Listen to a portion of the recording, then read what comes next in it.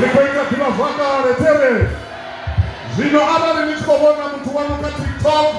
Atikochaiva na muweni ayari Ziliteni njona musi Ayeye Pala FM ayeye Ayeye Pala FM ayeye Niye mfuna Ngwazi Likazi ya urani Zimbabwe Makadini Samwari Ziripo